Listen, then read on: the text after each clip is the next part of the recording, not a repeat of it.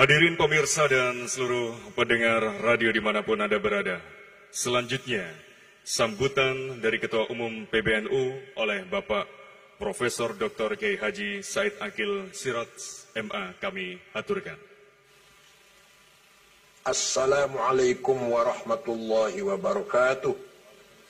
Bismillah, alhamdulillah, wassalatu wassalamu ala sayyidina wa maulana Muhammad Rasulillah wa ala alihi wa sahbihi wa man tabi'a sunnatahu wa jama'atah min yaumina hadha ila yaumin nahdah. Sahibul Fadilah Hadratul Mukarram Mustasyar PBNU, Wakil Presiden Republik Indonesia Hadratul Syekh Profesor Dr. Kiai Haji Ma'ruf Amin A'azzahullah wa talaba baqa'ah. Yang saya hormati Al-Mukarram Hadratul Syekh Ar-Ra'isul Am Kiai Haji Muftal Akhyar Hafidhahullah, Ibu Menteri Ida Fauzia, alumni Tambak Beras Hafidhahullah, Dubes Aljazair, Ibu Maksusah ya, yang berbahagia Ketua NU Jawa Timur ya Haji Marsudi Mustamar, yang akan memberikan ceramah Al-Allamah ya Haji Baha Nur Salim, Gus Baha Nur Salim, seluruh ahli bait al-atiq min ahli bait al-marhum al-maghfurlah Bah Hadratus Syekh Mbah Kiai Wahab, Ibu Mahfudzah, Dr. Hasib Wahab, Ibu Munjidah, Ibu Hizbiyah, wa baqi usrah hafizahumullah. Keluarga besar Tambak Beras, badan otonom terutama muslimat, ketua muslimat yang kebetulan jadi gubernur Jawa Timur, insya Allah calon presiden RI tahun 2024. Saya dukung penuh, saya turun kampanye kalau mau maju presiden. Dan sudah terbukti kita dukung wakil presiden berhasil. Insya Allah kalau untuk Bu Hovifah berhasil insya Allah. Dan Ansor, Badan Nusa, Bergunu, Wabakil badan otonom yang kami hormati. Mbak Wahab banyak sudah ceritakan, tapi yang saya tahu, saya tidak akan mengulang yang sudah disampaikan. Mbak Wahab ada inspirator yang mempunyai gagasan membentuk jamaah. Matur pada Hadratus Syekh Mbah Hashim Ari, Mbah Hashim jawabnya nanti dulu sabar. Maka Mbak Wahab kemudian sambil menunggu izin dari Mbah Hashim membentuk Nahdlatul Tujar, Tasfil Afkar, Syubanul Waton, ringkas saja. Kemudian Mbah Wahab menjadi utusan Komite Hijaz ketika Wahabi menang, Raja Abdul Aziz Al Saud membongkar situs-situs sejarah Taif, kuburannya Ibnu Abbas bongkar, Mekah, Ma'la rata dengan tanah, termasuk makomnya Sayyidah Khadijah Al-Kubra, Abdullah bin Zubair, Asma binti Abu Bakar, dan para ulama yang lain, para sahabat yang lain, ulama yang lain. Kemudian rumahnya Maulid Rasulullah, rumah di mana Rasul dilahirkan, dijadikan WC. Rumahnya Sayyidina Ali dijadikan kandang khimar. Rumahnya Al-Arqam bin Abil Arqam yang pernah dijadikan tempat penggemblengan pengkaderan as-sabiqil awalin bongkar. Rumahnya Siti Khadijah yang Nabi Muhammad setelah menjadi zaujain, dari pasangan suami istri, pindah di situ selama bertahun-tahun, selama sekian tahun, dijadikan, dimasukkan ke pasar.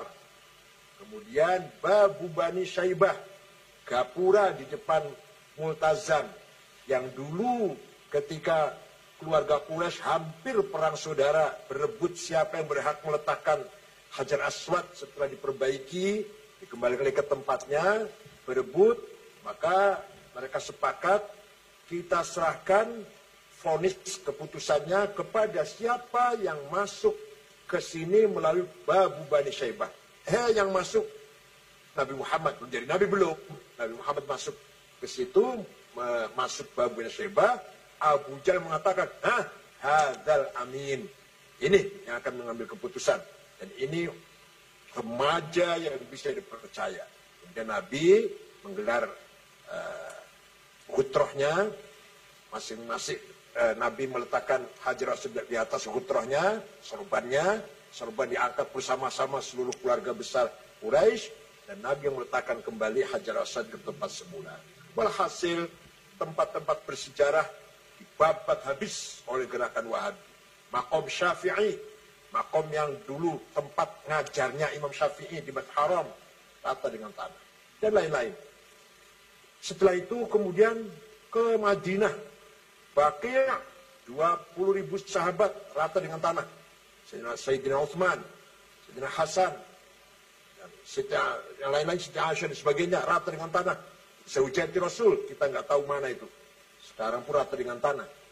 Nah, sudah selesai bongkar kuburan Baqi', tinggal sisa maqam Hadratil Rasul sallallahu alaihi wasallam, Sayyidina Abu Bakar dan Umar yang ada di kamarnya Rasulullah, hujrahnya Rasulullah di pojok masjid itu, akan dibongkar.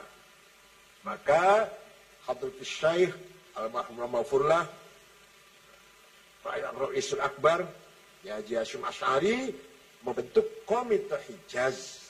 Diutuslah Yai Wahab, Haji Hasan Kipo, Syekh Ghonaib Al-Misri, orang Mesir yang tinggal di Surabaya, dan Kiai Zainul Arifin, pahlawan nasional yang dari Baros itu. Berangkat ke Jeddah, membaca surat Mbah Hasyim Asy'ari, pertama menyampaikan selamat atas keberhasilan Raja Abdul Aziz membangun Mamlakah Arabia Saudiyah, Kingdom of Saudi Arabia. Yang kedua, memohon agar imam dan khotib di Masjidil Haramain digilir rotasi.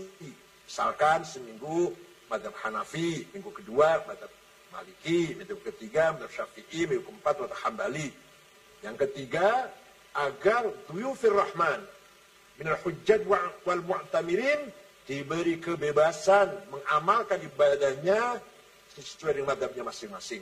Yang terakhir, mohon dengan sangat atas nama umat Islam Jawi, umat Islam Nusantara, memohon agar maqam Hadrati Rasulullah SAW dan Sayyidina Abu Bakar dan Umar tidak dibongkar.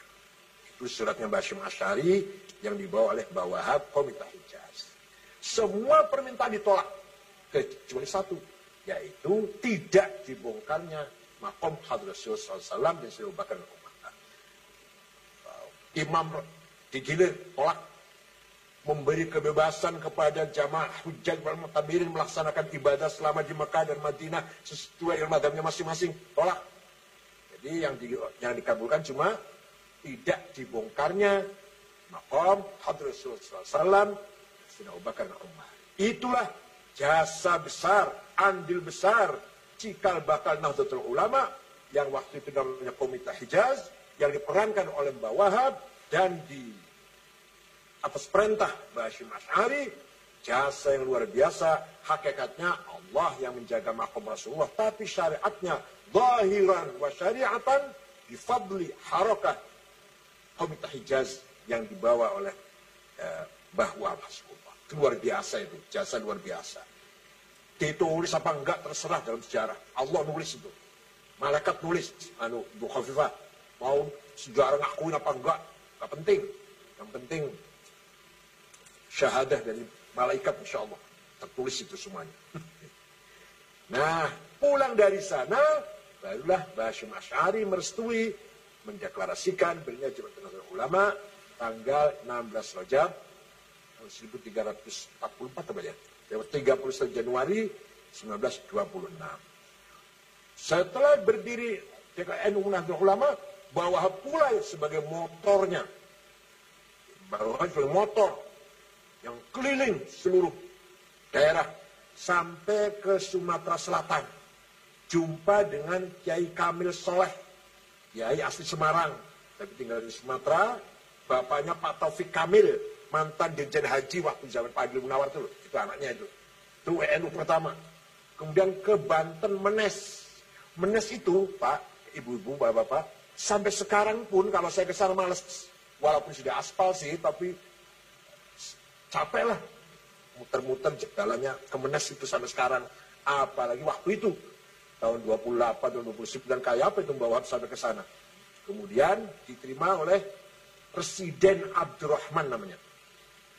Presiden itu kakek ibunya Hafid Usman. Pak Hafid Usman itu salah satu ketua PBNU.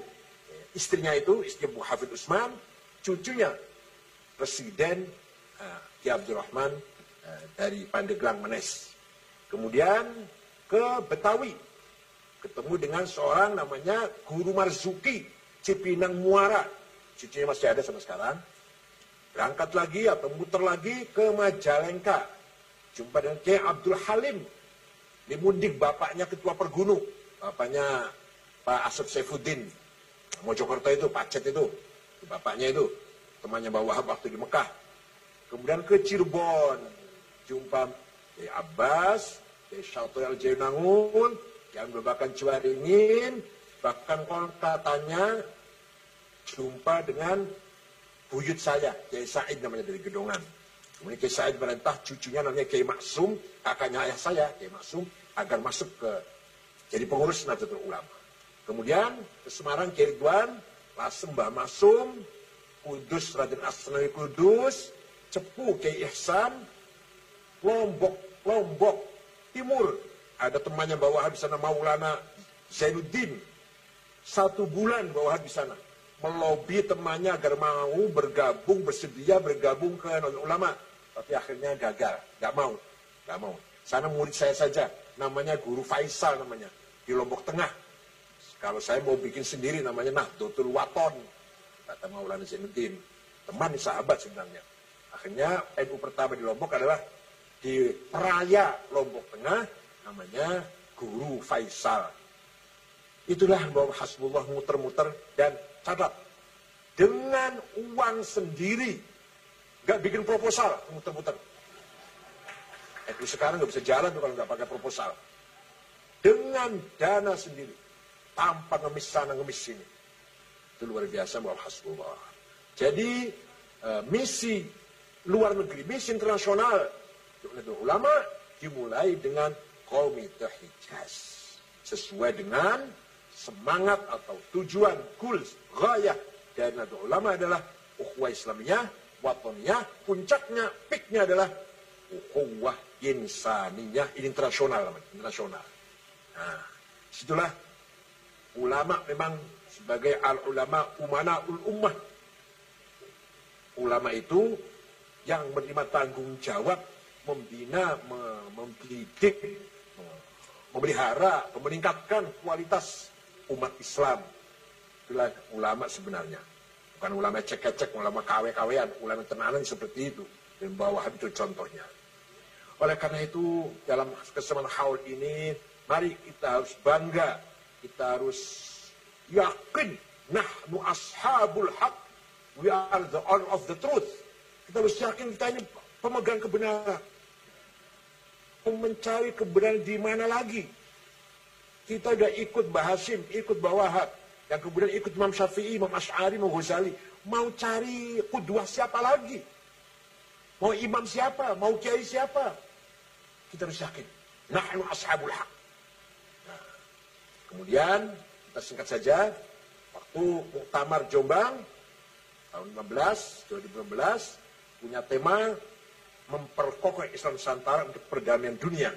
Itu juga mimpi saya, mimpi itu, ngelamunnya saya, bagaimana dengan semangat Islam Nusantara ini kita bisa menjadi penengah juru damai. Terutama di Timur Tengah, yang sudah 40 tahun perang saudara nggak pernah selesai. Alhamdulillah, baru saja kemarin, hari apa kemarin tuh? Hari Senin sore tanggal 29, saya diajak bicara konferensi Palestina. Undang resmi dari Qadil Qudah, Syekh Mahmud Al-Habbash. Sampai dubesnya datang sini kantor agar kita ikut bicara. Alhamdulillah kita ikut bicara menjelaskan sikap Nahdlatul Ulama selalu bersama Palestina dan menolak Safqatul Qarn. Apa ya terjemahan yang ada terlaksi lelang abad 21. Jadi Donald Trump punya konsep akan memberi uang 50 miliar dolar selama 4 tahun. 4 tahun 50 miliar kepada orang Palestina yang ada di tepi barat. Tapi ini tujuannya jelek ini. Nah, silakan katanya orang Palestina yang ada di tepi barat, Dofa Gorbia, silakan hidup kerja, hidup tenang, nyaman, ada modal, ada dana, silakan. Tapi di latar belakangnya jelas tujuannya tidak baik. Jelas tujuannya tidak seperti itu tujuannya. Untuk mengekang, untuk aneksasi, untuk mencaplok tepi barat. Tepi barat yang sekarang ibu kota PLO, ya, ibu kota Mulad dan Tahrir, Yasir Arafat lah, Ari Harisan, Juriqot, atau Ariha, yang ada Kudus di situ. Jadi Kudus sudah menjadi Trump tanda tangan, Yerusalem jadi ibu kota Israel. Bukan lagi Tel Aviv, tinggal kapan pindahnya saja. Itu adanya di Palestina Timur. Dan Dofa Gorbia atau tepi barat akan diberi uang, diberi anggaran 50 miliar dolar selama 4 tahun, asal, nah pasti itu. Kenapa kita curiga? Kenapa kita nggak percaya?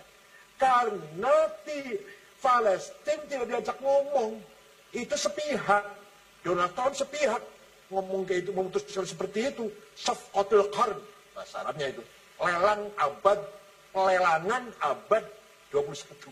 Palestina nggak diajak ngomong. Berarti jelas niatnya busuk. Jelas niatnya ada niat yang busuk di belakang itu. Kemarin alhamdulillah itu sudah memberikan sikapnya dengan tegas dan jelas, tanpa basa-basi, tanpa tedeng aling-aling, bahwa Amerika yang konon katanya kampion demokrasi, kampion hak asasi manusia, human right, ternyata di sana masih ada diskriminasi, rasis, yang putih menghina yang hitam. Dan itu bukan hanya terjadi satu kali, yang kemana ada terbunuh itu bukan hanya sekali itu, sudah ratusan orang hitam dibunuh seenaknya oleh polisi-polisi kulit putih itu. Maka itulah apa yang terjadi di Amerika. Terakhir, kalau tadi Bu Gubernur berbicara tentang kita adalah berperan besar membangun nasionalis religius, sayang Pak, betul kita ini Indonesia ini nasionalis religius. Tapi kalau bagi-bagi kue yang dapat nasionalis, yang religius kurang, nggak dapat. Kalau dapat bagi-bagi kue, bagi-bagi rezeki, yang dapat yang nasionalis, yang religius, gigit jari, itu nggak pernah dapat apa-apa. Begitu Orde Baru, dulu NU ikut membangun Orde Baru, yang dapat anggaran besar, pendidikan, satu pendidikan saja, Unmer mana Malang, itu siapa itu? Punya siapa itu? Kalau di Surabaya Wijaya Kusuma, punya siapa itu? Mana ada pesantren yang dapat anggaran ketika Orde Baru pada ikut membangun Orde Baru, membentuk Orde Baru? Wah, hasil religius, nasionalis, religius. Tapi kalau sudah menang, berhasil, nasionalis yang kenyang, religius yang la haula wa la quwata. Allahumma fil wahramhu wa'afi afwanhu waj'al jannatan awatma. Mudah-mudahan zuriyah Mbah Wahab diberi kekuatan lahir batin, meneruskan perjuangan Mbah Wahab. Begitu pula kami semuanya, warga NU atau pengurus NU, siap melanjutkan amanah yang sangat berat dan mulia ini. Amanah Mbah Hashim Asy'ari, amanah Mbah Wahab, amanah Mbah Bisam Suri dan para ulama lain. InsyaAllah, Allah ma'ana, la takhaf wa la tahzan. Tidak usah sedih, tidak usah bingung. Allah selalu bersama kita selama kita madumna ala tariqil haq, insyaallah. Mohon maaf, syukran wa dumtum fi khairil barakati wan najah. Wallahu fi lakum tariq. Wassalamualaikum warahmatullahi wabarakatuh. Terima kasih. Hadirin para pemirsa dan seluruh pendengar radio yang senantiasa dirahmati Allah Subhanahu wa taala. Ketokohan dan kepahlawanan Mbah Wahab tidak diragukan lagi dan sebentar lagi akan diangkat dalam film layar lebar. Bersama saat lagi kita akan menyaksikan pemutaran thriller film layar lebar tentang perjuangan Kiai Haji Abdullah Abbas Buloh berjudul Panglima Santri kembali ke jati diri bangsa. Selamat menyambut.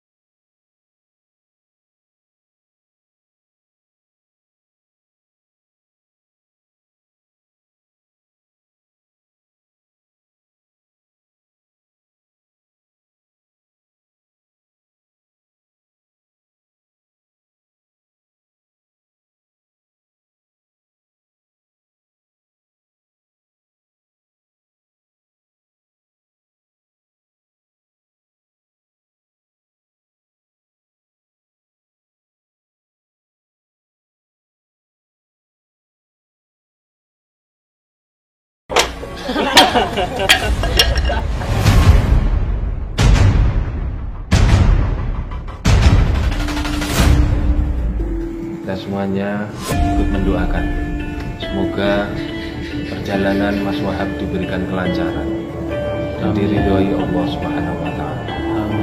Apa yang menjadi hajat Mas Wahab dapat tercapai.